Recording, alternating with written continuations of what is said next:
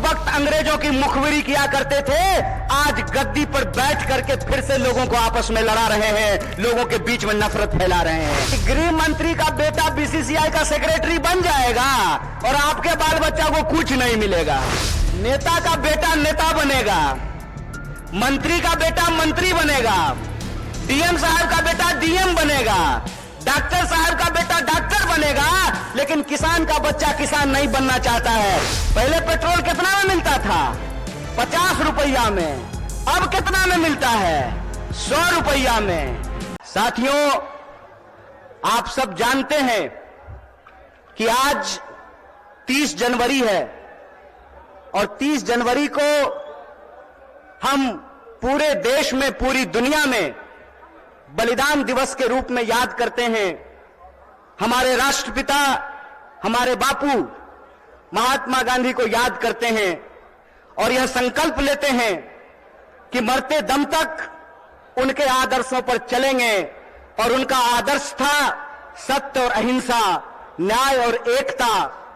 और उनकी जो एकता की बात थी, उस एकता की बात के चलते ही जिनके आखिरी क्षण में भी मुंह से हे राम निकला था, उनको एक आतंकवादी कायर नाथूराम ने हत्या करने का काम किया था। यह आज हम सब लोगों को समझना पड़ेगा कि आज हमारे देश में जिस तरीके से नफरत का माहौल पैदा किया गया है, जिस तरीके से इंसान को इंसान से लड़ाया जा रहा है, यही साजिश किसी जमाने में अंग्रेज किया करते थे। अंग्रेज भारत के लोगों को आपस में लड़ाते थे, हिंदू मुसलमान करवाते थे, मंदिर मस्जिद करवाते थे और फूट डाल करके हमारे ऊपर 200 साल तक राज किया था। एक बार फिर से जो लोग आजादी के आंदोलन में हिस्सा नहीं लिए, जिन्होंने इस देश के लिए शहादत नहीं दी, जो जेलों में नहीं गए, फांसी पे नहीं चढ़े, वो लोग जो उस वक्त अंग्रेजों की मुखबिरी किया करते थे, आज गद्दी पर बैठ करके फिर से लोगों को आपस में लड़ा रहे हैं, लोगों के बीच में नफरत फैला रहे हैं। बोलिए, ऐसा है कि नहीं है? नफरत फैल रहा है ना? कौन फैला रहा है? नहीं नहीं नहीं, मोदी अकेले उसमें शामिल नहीं है, उसके साथ वो सब लोग शामिल हैं जो आज समाज को बांटने का काम करते हैं, समाज को आपस में लड़ाने का काम करते हैं। वो सब लोग इसमें शामिल हैं। तो आप सब लोगों से मैं ये आग्रह करना चाहता हूं, आप सब जानते हैं कि कांग्रेस पार्टी ने, भारतीय राष्ट्रीय कांग्रेस ने अंग्रेजों से लड़ करके इस देश को आजादी दिलाई। आजादी दिलाई कि नहीं दिलाई? देश आजाद है ना? कौन आजाद कराया देश को? कांग्रेस ने इस देश को आजाद कराया। और आज एक बार फिर से जब देश में नफरत फैल रही है, उस नफरत के खिलाफ हमारे नेता श्री राहुल गांधी ने कन्याकुमारी से लेकर के कश्मीर तक पैदल चले वो, और उन्होंने कहा कि डरने की जरूरत नहीं है, डरो मत। इस समाज के भीतर जो न्याय है, लोगों का जो हक है, उसके लिए आपको संघर्ष करना पड़ेगा, उसके लिए आपको लड़ाई करनी पड़ेगी। राहुल जी ने कहा कि अगर देश में नफरत फैल रही है तो हमको मोहब्बत की आवाज को बुलंद करना पड़ेगा। और कन्याकुमारी से लेकर के कश्मीर तक उन्होंने भारत जोड़ो यात्रा की, भारत जोड़ो पद यात्रा की। जब भारत जोड़ो पद यात्रा हो गई, तब यह प्रश्न हमारे सामने था कि कौन सी ऐसी चीजें हैं जिससे यह देश ताकतवर बनेगा, इस देश को शक्ति मिलेगी। और यह जो आजकल रोजगार विहीन समझते हैं ना, रोजगार विहीन का मतलब यह है कि गृह मंत्री का बेटा बीसीसीआई का सेक्रेटरी बन जाएगा और आपके बाल बच्चा को कुछ नहीं मिलेगा। समझते हैं ना रोजगार विहीन विकास का मतलब? यह जो रोजगार विहीन विकास है, इस रोजगार विहीन विकास में इस देश के जो आम आवाम हैं, उनके बच्चों का, उनके जीवन यापन का मुद्दा कैसे हल होगा। इसीलिए यह बात कांग्रेस पार्टी ने उठाई कि समाज के हर तबके को भागीदारी देना पड़ेगा, और भागीदारी देने के लिए यह जरूरी है कि हमको देखना पड़ेगा कि समाज की रीढ़ किनको माना जाता है, देश का रीढ़ किसको माना जाता है। आप सब जानते हैं कि भारत दुनिया का सबसे युवा राष्ट्र है, भारत सबसे युवा राष्ट्र है, लेकिन इस देश के युवाओं के साथ अभी यह हो रहा है कि आप पढ़ाई करते हैं, दिन रात तैयारी करते हैं, लेकिन जब नौकरी की बारी आती है तो नौकरी नहीं मिलता है। जब एग्जाम होता है तो प्रश्न पत्र लीक हो जाता है, और पैसा लेकर के, घूस लेकर के सीट बेच दिया जाता है। बोलिए, युवाओं के साथ बेईमानी हो रही है कि नहीं हो रही है। चूंकि हमारे माँ बाप किसान हैं, चूंकि हमारे माँ बाप शिक्षक हैं, हमारे माँ बाप साधारण परिवार के लोग हैं, साधारण इनकम के लोग हैं, तो हमारे भविष्य के बारे में कोई नहीं सोचता है। बताइए, नेता का बेटा नेता बनेगा, मंत्री का बेटा मंत्री बनेगा, डीएम साहब का बेटा डीएम बनेगा, डॉक्टर साहब का बेटा डॉक्टर बनेगा, लेकिन किसान का बच्चा किसान नहीं बनना चाहता है। बोलिए, किसान का बच्चा किसान बनना चाहता है? क्यों नहीं बनना चाहता है? इसलिए नहीं बनना चाहता है कि इस देश की हकीकत यह है कि हर घंटे 2 किसान आत्महत्या करते हैं, हर घंटे एक नौजवान आत्महत्या करता है, हर मिनट किसी महिला के साथ कोई ना कोई अपराध होता है। आए दिन हमको यह सुनने को मिलता है कि जो शोषित पीड़ित वर्ग के लोग हैं, उनके ऊपर लगातार हमले होते हैं, उनका अधिकार छीना जाता है। देश की इस परिस्थिति को देखते हुए, जब बेरोजगारी 45 साल में सबसे ज्यादा है, महंगाई आसमान छू रहा है। आप लोगों को याद था ना, पहले पेट्रोल कितना में मिलता था? पहले पेट्रोल कितना में मिलता था? 50 रुपया में। अब कितना में मिलता है? 100 रुपया में। महंगाई बढ़ी है कि नहीं बढ़ी है? सरसों का तेल पहले कितना में मिलता था? 80 रुपए किलो। अब कैसे मिलता है? 200 रुपये किलो। बोलिए, महंगाई बढ़ी है कि नहीं बढ़ी है?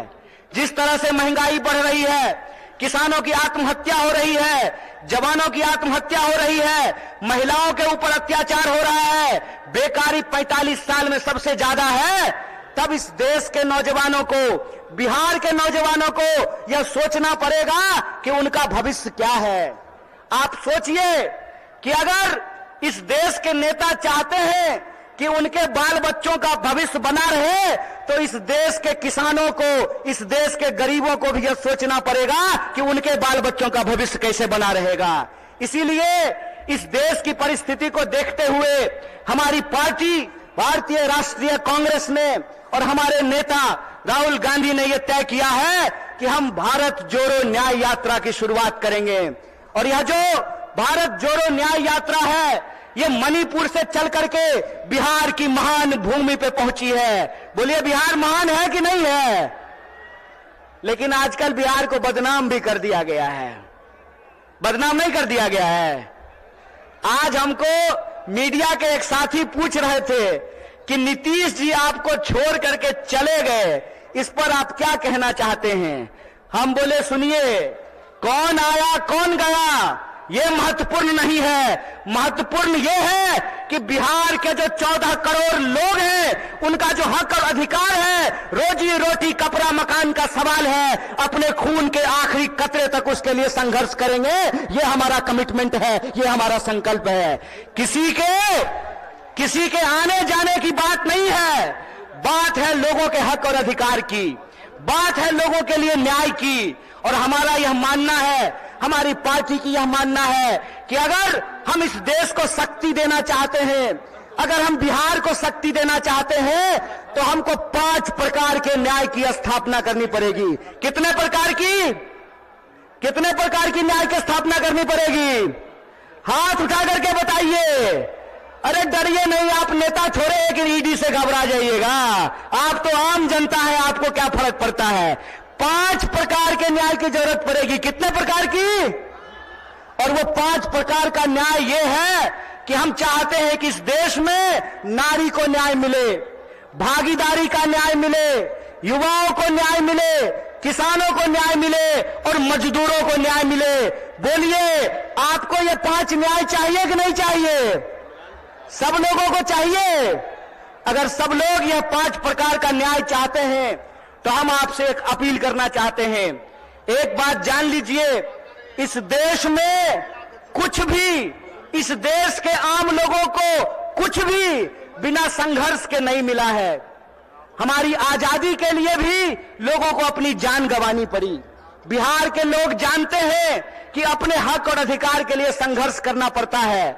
और एक बात आप लोगों ने सुना होगा, बिन हवा न पत्ता हिलता है, बिन लड़े न कुछ भी मिलता है। इसीलिए अपने हक और अधिकार के लिए हमको लड़ना पड़ेगा और हमारे देश के आम आवाम को, बिहार के आम लोगों को यह सोचना पड़ेगा कि हमारा भविष्य क्या है। हम समझते हैं कि जिस तरीके से मौजूदा सरकार हमारे देश के नौजवानों के साथ, बिहार के नौजवानों के साथ खिलवाड़ कर रही है, उसके खिलाफ हमको संघर्ष करना पड़ेगा।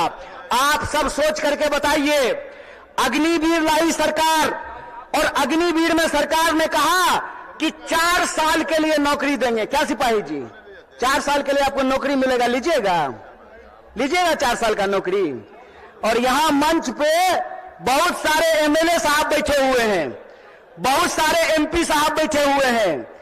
प्रधानमंत्री बनेगा 5 साल के लिए और सेना का जवान बनेगा 4 साल के लिए। बोलिए, बेईमानी है कि नहीं है ये? अगर बेईमानी है तो बेईमान को बेईमान कहना चाहिए कि नहीं कहना चाहिए? चोर को चोर कहना चाहिए कि नहीं कहना चाहिए? ये चोर और बेईमान मिलकर के इस देश के साथ लुटखोरी कर रहे हैं।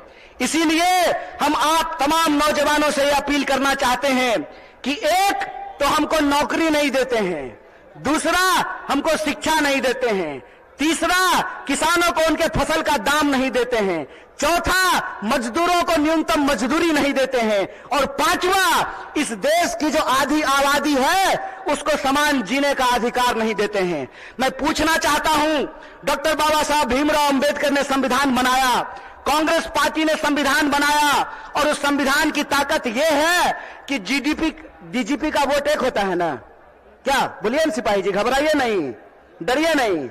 डीजीपी का वोट एक होता है ना, और आपका भी वोट एक होता है, मुख्यमंत्री का भी वोट एक होता है, और रिक्शा चलाने वाले का भी वोट एक होता है, जूता सिलने वाले का भी वोट एक होता है। यह जो वोट का अधिकार है, इस वोट के अधिकार का हमको इस्तेमाल करना पड़ेगा। अगर वो हमारे वोट का इस्तेमाल कर रहे हैं अपने बच्चों का भविष्य बनाने के लिए, तो आपको अपने वोट का अधिकार का इस्तेमाल करना पड़ेगा अपने बच्चों का भविष्य बनाने के लिए। और आपको इस सवाल का जवाब इस देश की हुक्मरान से पूछना पड़ेगा कि आप एमपी बनिएगा 5 साल के लिए, आप मिनिस्टर बनिएगा 5 साल के लिए, आप प्रधानमंत्री बनिएगा 5 साल के लिए, और हमको सेना में देखिएगा 4 साल का नौकरी। यह नौकरी हमको बर्दाश्त नहीं है। हमको आपको परमानेंट नौकरी देना पड़ेगा, ठेके की नौकरी बंद करनी पड़ेगी। और जिसको परमानेंट नौकरी मिला हुआ है, जिसको परमानेंट नौकरी मिला हुआ है, अगर नेताओं को पेंशन मिल सकता है तो आपको शिक्षकों को भी पेंशन देना पड़ेगा, आपको सरकारी नौकरियों में भी काम करने वाले लोगों को पेंशन देना पड़ेगा। अगर इस देश के पूंजीपतियों का 12 लाख करोड़ कर्जा माफ किया जा सकता है तो आपको किसानों का कर्जा माफ करना पड़ेगा, उनके फसल का पूरा दाम देना पड़ेगा। अगर इस देश में सबको न्यूनतम मजदूरी मिल सकती है तो हम कहते हैं कि मजदूरों को भी न्यूनतम मजदूरी देना पड़ेगा। रोज बरोज नया जो है ड्रामा गढ़ करके लोगों का अधिकार ये छीन रहे हैं। आप लोग वो जादूगरी देखे हैं ना, कि जादूगर इधर से कहेगा गिली गिली पम पम छू और पॉकेट से कबूतर निकाल देगा। टीवी आजकल हमारे साथ वही कर रही है। जब भी आप टीवी खोल करके देखिएगा, आपके मुद्दे गायब कर दिए गए हैं। सुबह से लेकर के शाम तक बहस चलेगी, कौन शपथ ले रहा है, कौन शपथ नहीं ले रहा है। सुबह से लेकर के शाम तक लोगों के मुद्दों को भटका करके और आम लोगों का जो बुनियादी सवाल है, रोजी का सवाल, रोजगार का सवाल, रोटी का सवाल, कपड़ा का सवाल, मकान का सवाल, इन सवालों को गुमराह किया जाता है। इसीलिए हम पूर्णिया के आम लोगों को और बिहार के आम लोगों को एक अपील करना चाहते हैं। हम जानते हैं कि बिना लड़ाई के कुछ नहीं मिलता है, तो हमको अपने अपने न्याय के लिए और अपने आने वाली पीढ़ी के न्याय के लिए संघर्ष करना पड़ेगा। बोलिए, आप इसके लिए तैयार हैं? न्याय करेंगे अपने साथ, अपने आने वाली पीढ़ी के साथ। तो आखिरी बात बोल करके अपनी बात को मैं खत्म करूंगा। मैं पहली बार रंगभूमि मैदान में नहीं आया हूं, यह तीसरी बार है जो मैं रंगभूमि मैदान में आप तमाम लोगों के बीच में आया हूं। मंच अलग है, लोग अलग हैं, लेकिन मुद्दा वही है। और तब भी हमने आपसे वादा किया था कि इस देश की आजादी पे जब जब आंच आएगी, आपका बच्चा जो आपका नमक खाया है, आपके हक और अधिकार के लिए सड़कों पर उतरेगा। इसीलिए आप तमाम बिहार वासियों को, पूर्णिया वासियों को, सीमांचल वासियों को अपील करना चाहता हूं कि आप तमाम लोगों को 5 न्याय के लिए इस देश की शक्ति देने के लिए आपको संघर्ष करना पड़ेगा। और इस संघर्ष में अगर हम संघर्ष करेंगे तो जरूर जीतेंगे। इन्हीं शब्दों के साथ अपनी बात को खत्म करूंगा। शुक्रिया। इनकलाब जिंदाबाद। जय हिंद, जय बिहार,